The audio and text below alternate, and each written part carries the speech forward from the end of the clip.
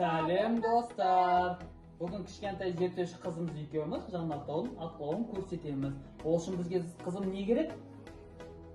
Су керек, лимон кішкентай керек, ақ сотасы керек, бояу күші керек, Ыдыс жуатын қоспа керек. ыдыс жуатын қоспа керек.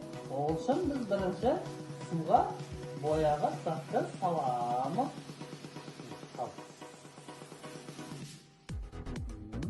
Бәрін саламыз.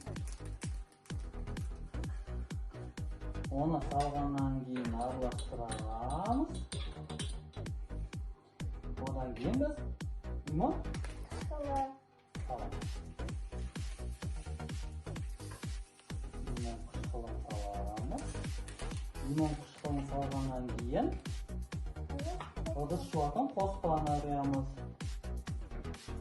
Барлығын араластырамыз. Араластырып болғаннан кейін ақ содасын саламыз.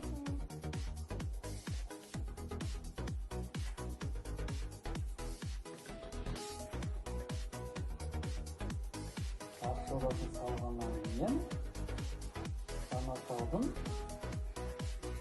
атлауы.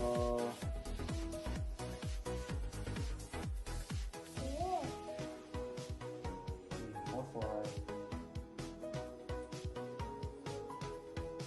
Кішкентай зерттеуші қызымыздың екеуміздің келесі зерттеуге керек құралдар, олар от тұтататын құрал, тарелка, су, майшам және де стакан. Оны тексеру үшін бізге от тұтататын құрал мен майшамызды тұтатып аламыз. Енді қызым бокалды үстіне жапқан кезде су көтерілу керек. Біздің келесі экспериментте осылайынан су көтерілу керек. Мынаны алған кезде қайтып орнына түсу керек. Мынау от тұтататын құралдар балаларға ұстауға болмайды. Біздің зерттеу жұмыстарымыз сіздерге ұнады ма? Маған қатты ұнады. Рахмет әкешім. Оқашы қызым.